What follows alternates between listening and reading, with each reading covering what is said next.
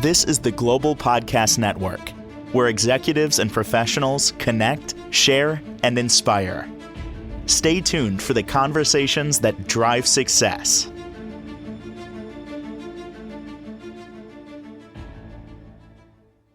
And welcome back, everybody. I'm happy, gratified to see that nowadays more and more of us are okay with therapy.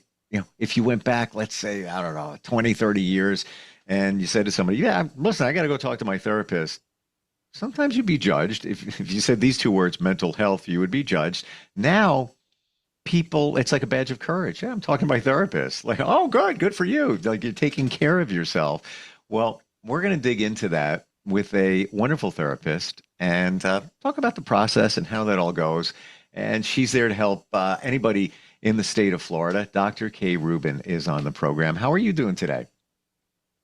I'm doing very well. Thank you for having me here. Well, thanks for being here. Lots to talk about when it comes to the therapy side of things. Do you feel that some people have an aversion for some reason, like they're afraid to open up or they're kind of guarded? What do you hear from people that turn around and say, I should have done this a long time ago, but I was afraid to? I hear two things. One is it's becoming more normalized to go. So as a result of like the community and society, normalizing it, now people are more inclined to reach out. I do get the message, I wish I had done this earlier, which my response is better now than ever. And perhaps this is the path you needed to go so that you were ready and that you can really benefit from it. Because maybe 10 years ago, you weren't quite ready or quite as committed as you are today. Mm. You have to be ready, right? You have to be ready and you have to be open. What about those? I mean, this is a personal relationship with a Yeah. therapist. What about those that are afraid to tell their story or think that a therapist might judge them? I'm sure you've heard it all. I, There's I've, no. I've heard it. I've heard it all, and I'm sure there's still more for me to definitely hear. I think that's a natural reaction to have. Sure. Because here I'm going to go be vulnerable with someone that I don't know. But yes, they're going to keep my information confidential as long as it's in the parameters of confidentiality, right?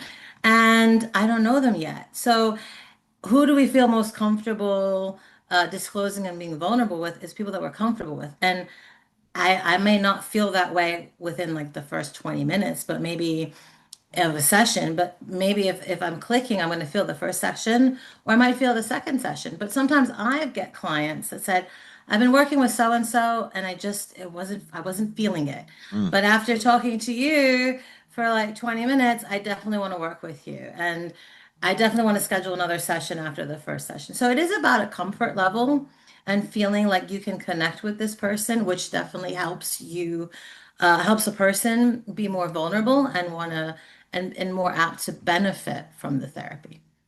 Now, I've been hearing more and more about anger management therapy being available. Is that something you do? I do. I mean, it's really about emotional regulation, right? Everyone sees anger, which is like the symptom, but what's really underneath it, right? Anger is kind of like the representative, like of I felt disrespected, I felt left out and rejected, and it's really about normalizing. Like it's okay to be angry, but let's talk about how to express it in a way. Let's first understand what's having you get angry, what you're making it mean, and also how to express it in a way that gets your needs met. Because if I'm going to like smash a window, that's not going to get my needs met. But if I tell the person, hey, this is what I'm offended by, and this is what I was looking to experience, I'm able to have more of a collaborative conversation and maybe work out a better solution than if I broke a window or punched the person in the face. So I've had this debate with those around me that anger, this is my belief, I'm far from the expert, by the way, that Yeah. anger is not really anger. It can't exist by itself. It's connected to something else. Like you said, it could be disrespect, it could be sadness, it could be frustration, whatever it is, but it's not really anger per se. Yeah. How do you feel about that? No, I agree with that because it's the expression of an unmet feeling, or an unmet need. And that's how I'm exerting it, and that's how I'm choosing to express it. How do you walk somebody through that journey? Is it really just the self-realization of what's actually going on there when somebody's displaying anger? Well, well, I mean, the first thing it's to understand their triggers, right? What are you making your trigger? I mean, we all have triggers, right? And that's not a bad thing. It's just knowing ourselves and then knowing what we're making those triggers mean, right? So and so didn't say hello to me. I'm angry, right? Well, what did you make that mean? Well, I felt disrespected, like I don't exist, da da da, da, and so on and so on. So how can you let that person know that, or what is a better way to deal with it? Because the way you're dealing with it, you're telling me, is causing more problems. It's not helping you, you know? So it really becomes really, I would have to say psychoeducation, getting people to know, Mm. getting the client to know how anger functions in their world and how to make it function in a way that's constructive. Like sometimes, like I didn't get the job and now I'm really angry, but now I'm preparing for my next interview and I nailed that interview. Like that's a great expression and a great outlet to use your anger, right? So it really is about just about working with the client, getting them to understand the function of anger. Sometimes it's for revenge, sometimes it's Mm. because I have a difficult emotion I don't know how to express. I want to get even. It could be any of those, but understand what that emotion is serving and also what unmet need you're looking to have met, and then what is a constructive way to have it met. How did you get to this point? You're here, And I you're get to helping what point? people. Your journey. Tell us from the My beginning. Yeah. journey. It's been a long, interesting one. I mean, I will tell you, as the oldest of four children, you're told you're responsible for your younger Mm. siblings. You're the representative. So, you're helping them manage their feelings and how to get away with things with mom and dad.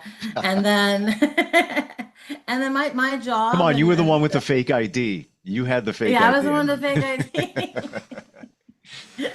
I plead the fifth.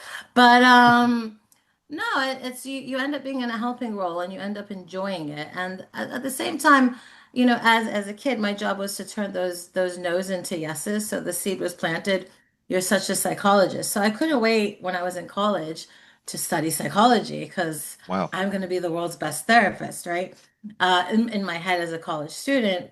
And then I ended up working as a school psychologist. And I thought that was great because I'm working with kids to help them meet their emotional needs, their educational needs, and behavioral needs. And I just felt like I was doing a lot of assessment, little counseling, and I really missed the counseling piece.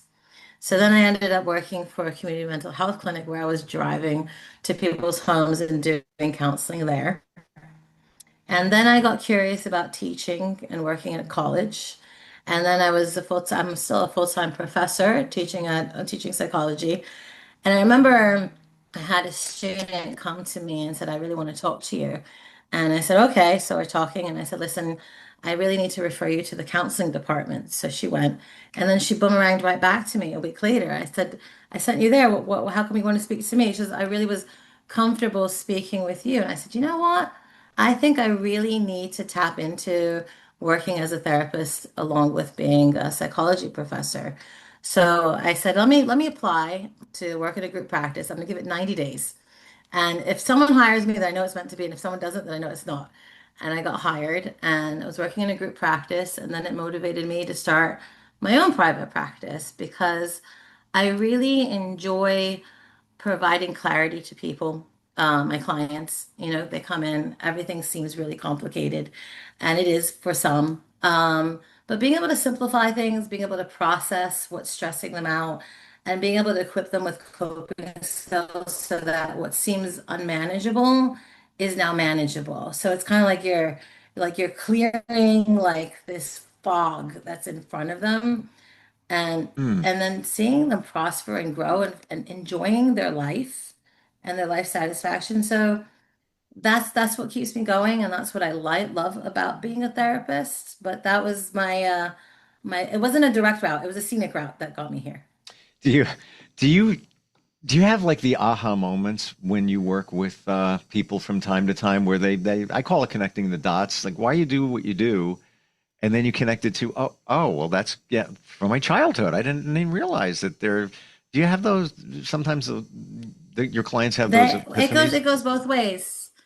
It goes both ways. They Yeah. have them and I have them, you know? So it's like, oh, especially when you're doing an intake, you're like, oh, this makes sense given your relationship experience, given your family of origin and how things operated, because your family of origin gives you like a template of this is how you do life. And then you're doing life and you're like, why isn't this working? Because the message you got and the protocol doesn't work in real life. So let's come up with a new protocol. And Mm. let's come up with a new way of seeing your life situations and your relationships. Yeah. But other It's, times, I mean, there was an interesting, I'm sorry. no, go right ahead. I'm sorry. No, I had a client was debating whether to continue a relationship or not continue a relationship.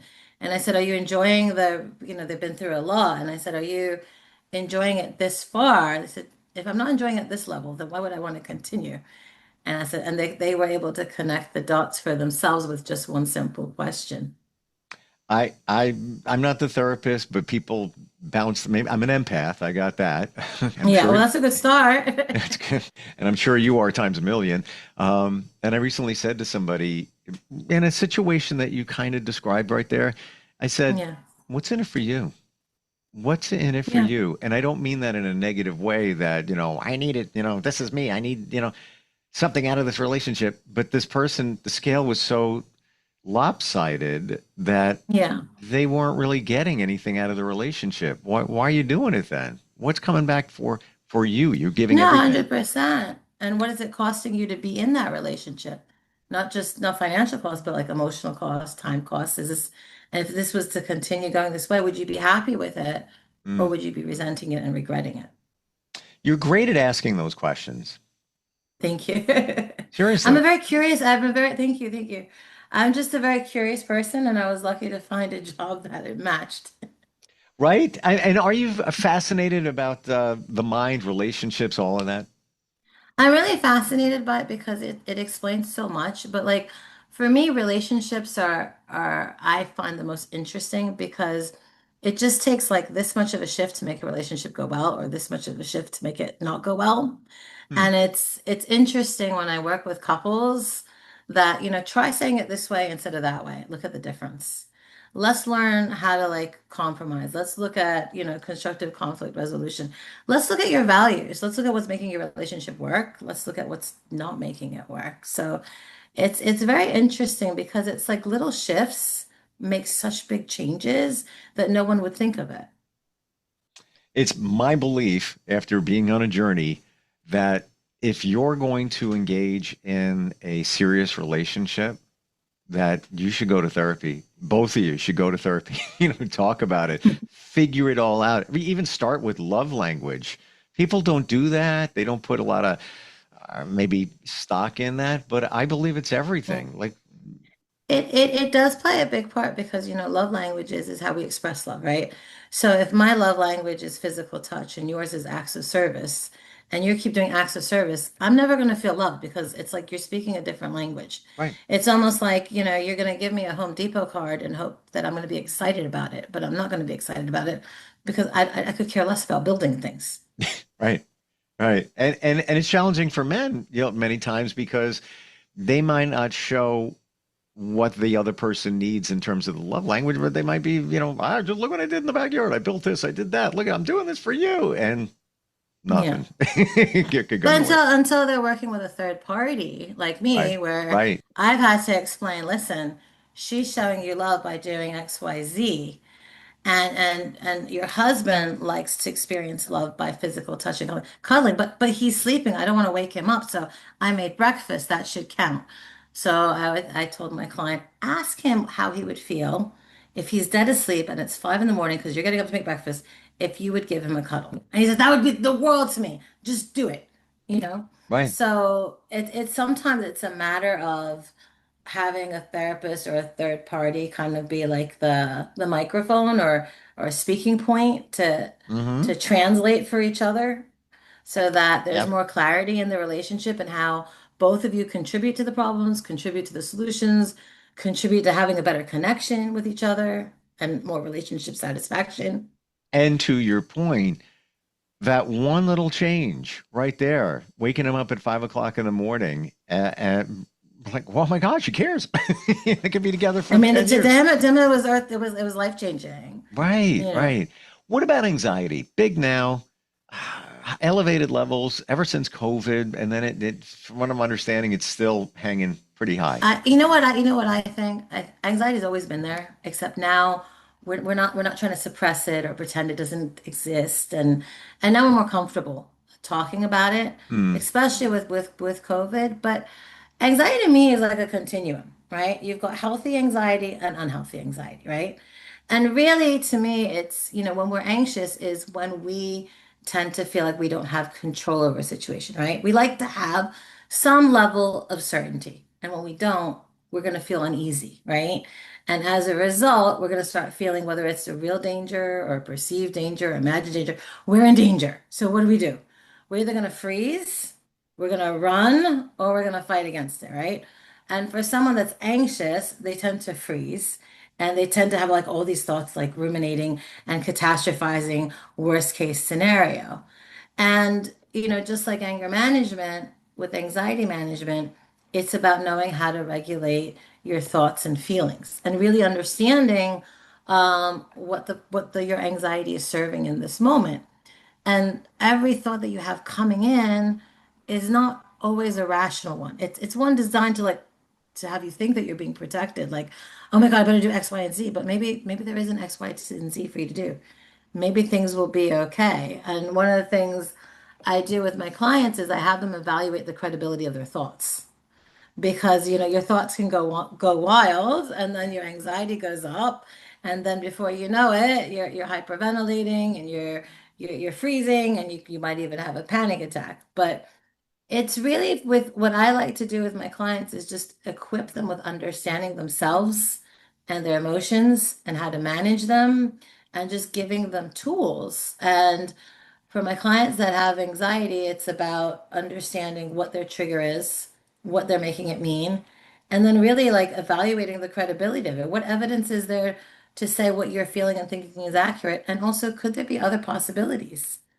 You know, so, like, for example, if I get in an elevator, I'm going to get trapped in an elevator. Okay, so let's look at the likelihood. Okay, now we found that it does happen, it can happen, but let's look at what it does happen. How often does it happen? And how long is the average the person is stuck in an elevator? Okay, well, they're only stuck about 20 minutes. Okay, and help comes. So now I don't feel as anxious, and I know that there's help, and I know that there's resources, and I'll be okay. And this client has gone through many elevators and now realizes it's not a big thing. It's her anxiety. So we've named her anxiety. We gave it a name, Gertrude, because it's an annoying name. And, she has to talk to Gertrude, right? So, you got to recognize when Gertrude's comes knocking and you're like, oh my God, right? And it's like, okay, that's Gertrude coming in. Let's talk to Gertrude. What do you want to tell Gertrude? Like, okay, Gertrude, it's okay. Let's get all the facts before like we react and come up with like a million things that could go wrong. And I then love also that. this, yeah. And I don't have anxiety about elevators or anything like that, but there's one in this building, and I gotta be honest with you. Yeah. Over the weekend, I was in and I pressed the button. I'm like, door closes, and I'm like, what would I do? It's stuck in between floors. There's Yeah. nobody around. Probably no cell service in the elevator. I wonder what do I do? I wonder if this emergency button will do anything. And I kind of left it at that. I wasn't like, oh my gosh, what? But I was just like having a thought, like, would I try and break the panels in the ceiling? Would I? It was just like kind of fun. I'm sure eventually somebody would hear me, but Yeah. yeah, it makes you wonder. Anxiety, is it the same as or very much connected to fear?